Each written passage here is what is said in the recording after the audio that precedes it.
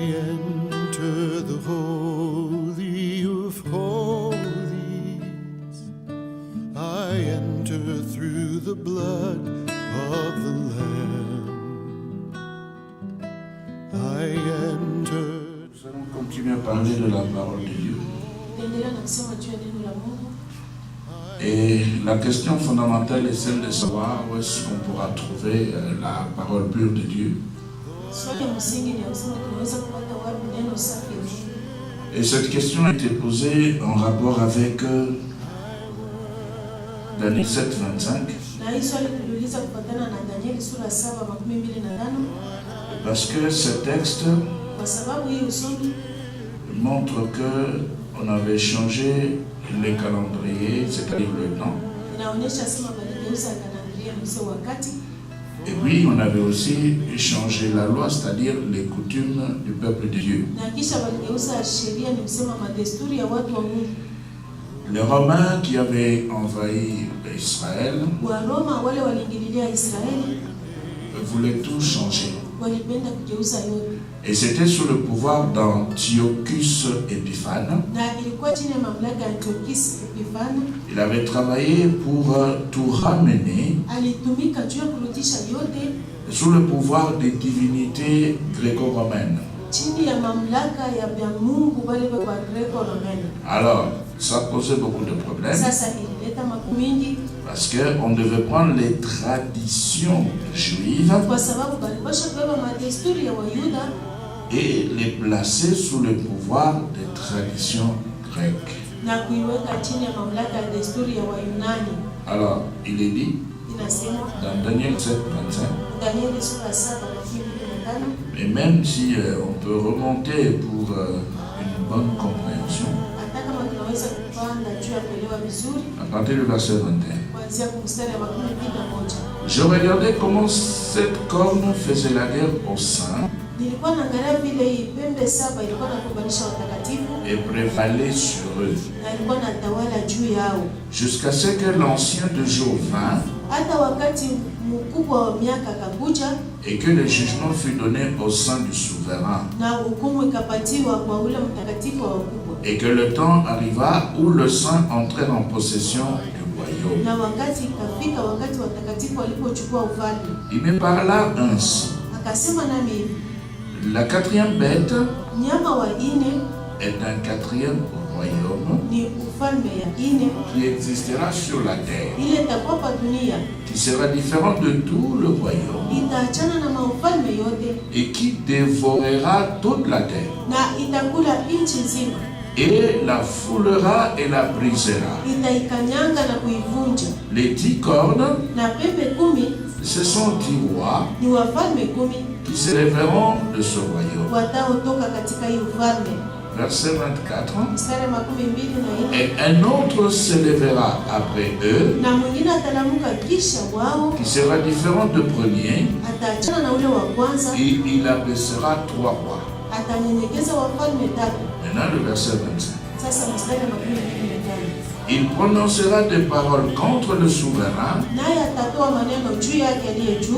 Il opprimera le sang du souverain et pensera à changer le temps, donc le calendrier et la loi, et le coutume et la parole du peuple de Dieu.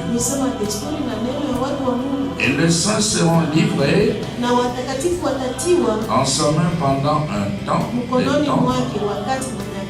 et la moitié d'un temps. Voilà le point de départ. Et ceci s'était passé. Les Grecs, les Romains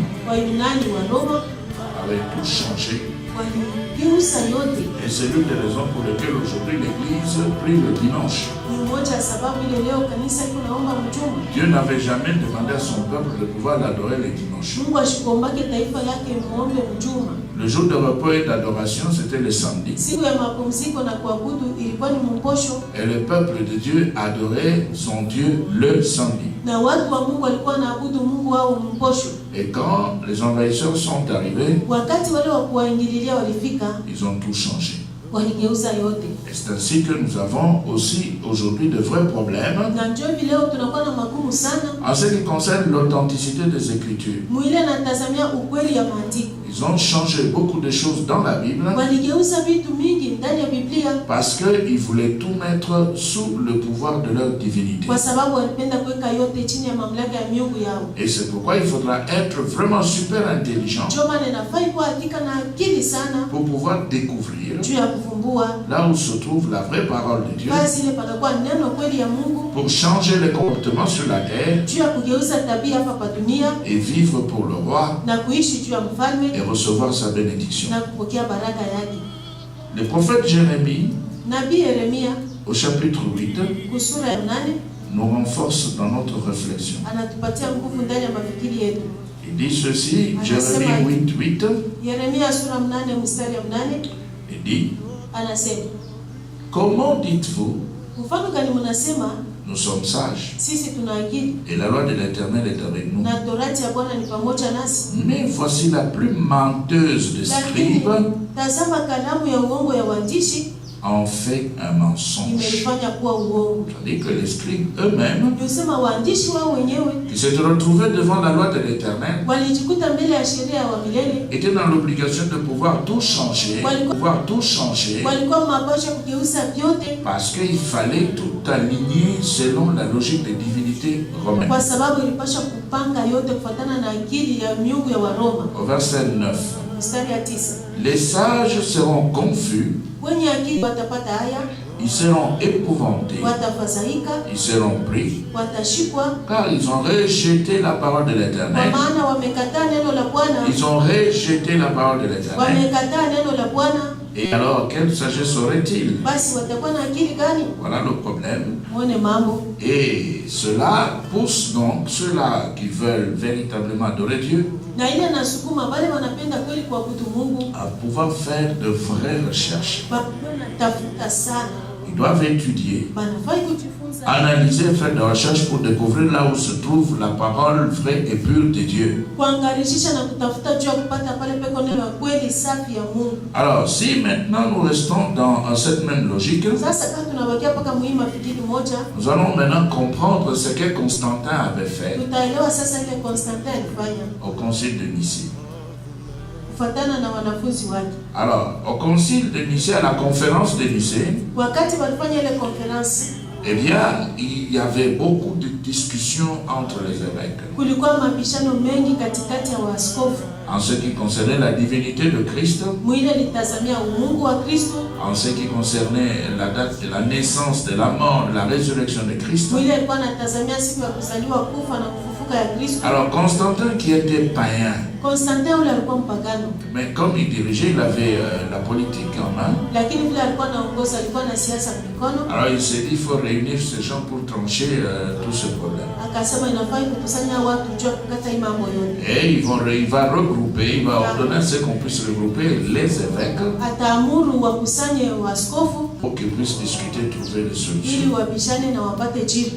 Alors maintenant, quand ils vont se retrouver, Wakati watakutana, ils vont discuter watabishana et ils vont se retrouver devant les écrits d'un certain prêtre appelé Arius. watajikuta mbele ya maandiko ya padri mmoja anaita Arius. Arius était un prêtre alexandrin Arius alikuwa padri wa Alexandra et il avait écrit ses livres en rapport avec les évangiles. na aliandika vitabu kufuatana na Injili. Alors ils ont trouvé que ce que cet homme avait donné dans ses livres Wakaona kama vile huyu mtu alileta ne pouvait vitabu pas être accepté. havikuweza kuitikiwa. Maintenant, ils ont anathémisé Arius Sasa walidosha ule Arius, et on l'a maudit, wanamulaani, et puis on avait aussi maudit ses écrits. kisha wanalaani na maandiko yake. Mais ce qui s'était passé Lakini ile ilifanyika avait créé une petite confusion. iliumba mabishano na Il y en a qui disent non, c'était à cette occasion-là qu'on avait sélectionné les 4 évangiles. wengine wanasema ni mwile wakati ndio walichagua mainjili ile, D'autres disent non, c'était simplement contre le prêtre alexandrin Arius. na wengine wanasema hapana, ilikuwa juu ya ule padri Alexandrin Mais Arius. cela s'était passé Lakini ile ilifanyika au concile de Nicée.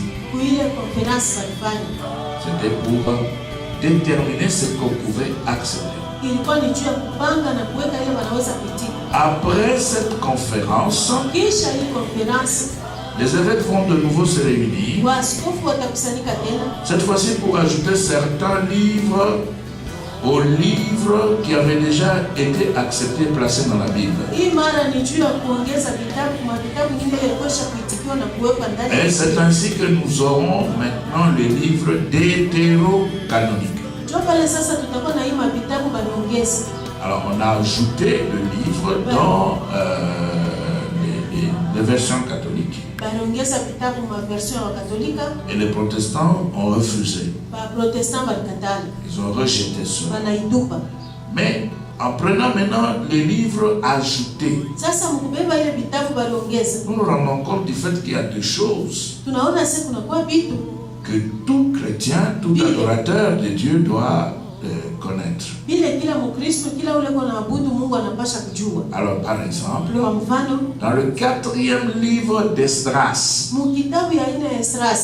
c'est-à-dire Esdras avait écrit, Ni usema Esdras aliandika, mais on avait sélectionné ce qu'on pouvait prendre et ce qu'on ne pouvait pas prendre. balichagua ile baliweza kubeba na ile ilipasha kuacha. Maintenant, dans ce qu'ils avaient rejeté, Sasa mwile balikatala, il y a un 4e livre. munakuwa kitabu ya ine. Maintenant, dans ce 4e livre qu'on a reconnu après et qu'on a ajouté dans la Bible Tob, Mwi kitabu balitambua kisha na kuongeza mbible Tob. c'est-à-dire on a accepté après Ni usema baliitika kisha et on l'a placé parmi les deutérocanoniques. banaiweka katikati ya vitabu ile baliongeza Et cela se retrouve dans la Bible Tob. na ile inakuwa mbible Tob. Maintenant, au 4e chapitre, Sasa kusura ya ine on dit ceci. banasema hivi. Chapitre, 4e livre, chapitre 14. Kitabu ya ine sura 14. Alors on dit reconstitution de 94 livres. Wanasema kutengeneza tena vitabu 94.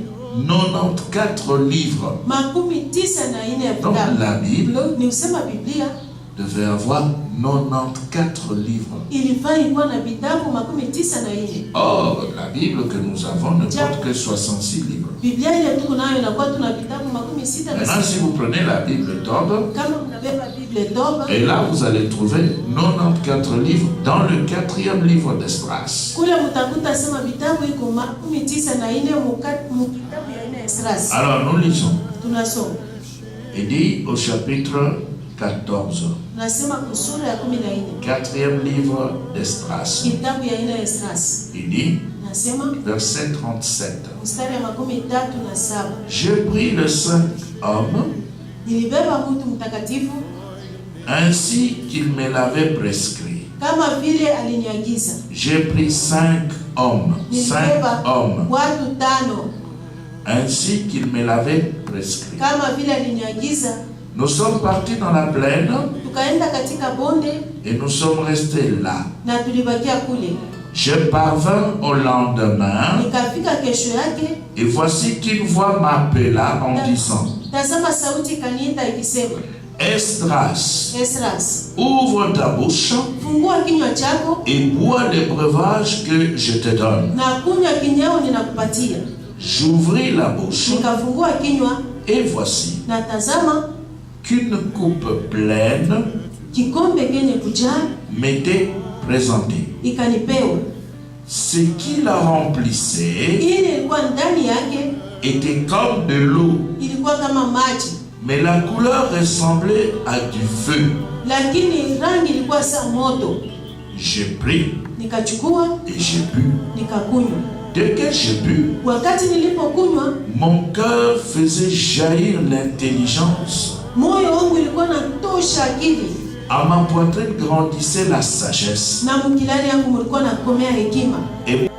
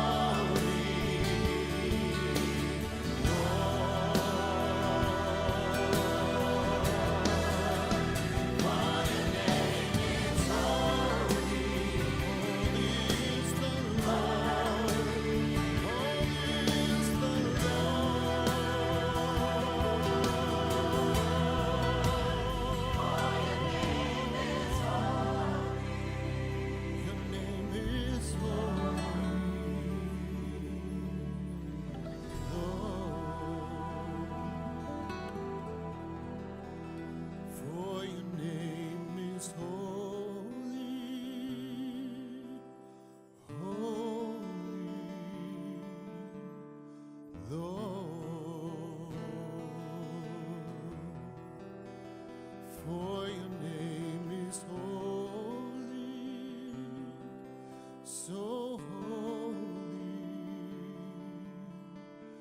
Lord.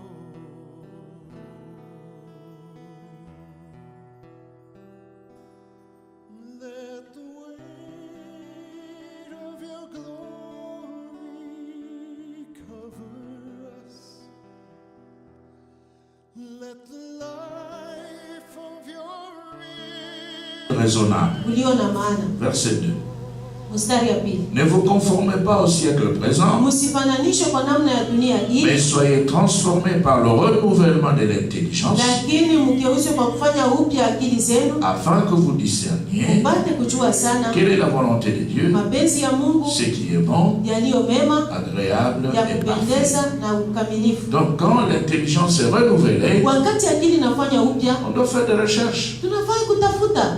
On ne doit pas accepter ce que les autres ont accepté comme ça aveuglement. Hatufai kuitika ile wengine baliitika hivi saa vipofu. On doit aussi chercher à savoir Tunafai na shie kutafuta kujua pourquoi est-ce que ceci avait été accepté et cela avait été juu rejeté. ya nini hii baliitika hii wanakataa. C'est ça le renouvellement de Juu ile l'intelligence. kufanya upya ya akili. L'intelligence a changé, nous sommes entrés dans les choses de Dieu. Akili inageuka, tunaingia mambo ya Mungu. Et maintenant, ça veut dire que la parole de Dieu est notre affaire. Ni usema sasa neno ya Mungu inakuwa mambo yetu. Alors nous continuons Tunaendelea avec Esdras, na Esdras 4e livre. kitabu ya 4. Maintenant, on va lire le verset 45. Sasa tutasoma mstari ya 45. Or, lorsque les 40 jours furent accomplis, Wakati masiku 40 ilipotimizwa, le Très-Haut me parla. aliye juu akasema nami. Le Très-Haut me parla. Aliye juu akasema nami. C'est Esdras qui parle. Ni Esdras konasema.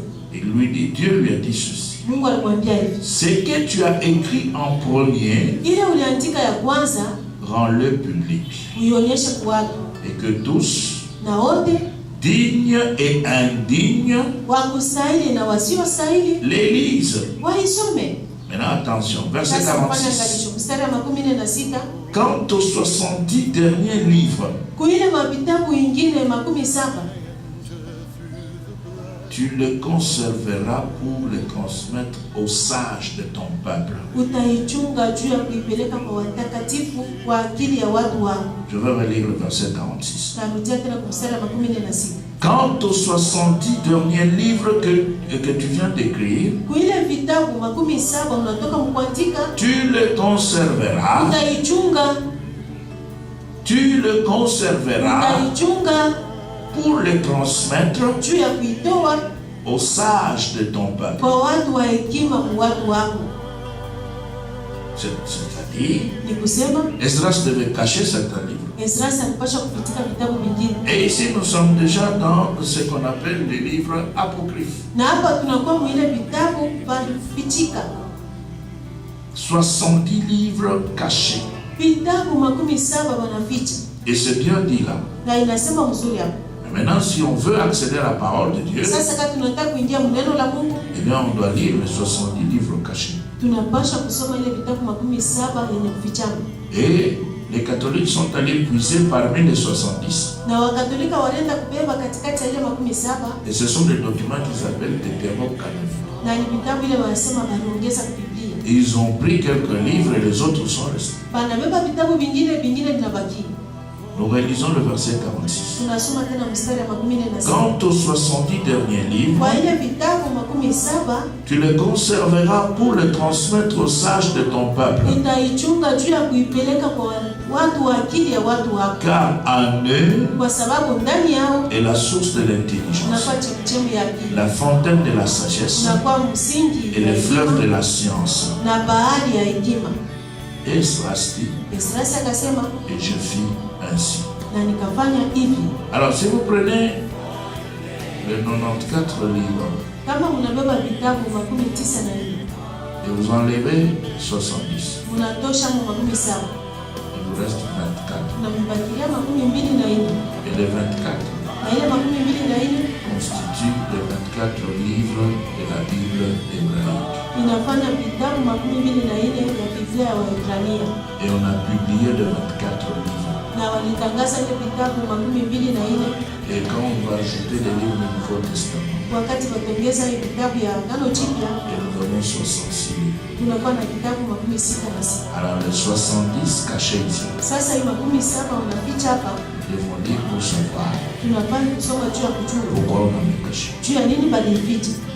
C'est qu'il y a des choses là-dedans Ni kusema kuko vitu kule ndani qui condamnent ceux qui avaient caché. viko na hukumu wale balificha. Parce qu'on ne peut pas condamner, on ne peut pas cacher ce qui ne condamne pas. Hatuwezi kuficha ile haihukumu, On ne peut éviter que ce qui condamne. tunaweza kuepuka mpaka ile kuna hukumu. Alors s'ils ont caché, Kama walificha, s'ils ont laissé de côté, kama waliacha pembeni, s'ils ont considéré cela comme étant des livres apocryphes, kama waliona ile sa vitabu kunaleta shaka, c'est que là-dedans, il y a des choses qu'ils n'acceptent pas, des choses qui ne les honorent pas. ni usema mule ndani mko vitu bila betike, vitu bila vibeheshimia. Et c'est pourquoi nous, Ndio maana sisi aujourd'hui, leo nous recherchons cela. tunakuwa natafuta ile, Avec tous les autres qui sont courageux et qui font des recherches. na wengine wale wako na kiasi wako natafutisha. Alors si nous allons dans Jude, Kama tunaenda Yuda, il y a aussi un autre livre kunakuwa tena kitabu ingine que les anciens utilisaient, ile watu wa zamani walikuwa natumia mais qui reste aussi aujourd'hui caché. na bakia tena leo ya kufichama.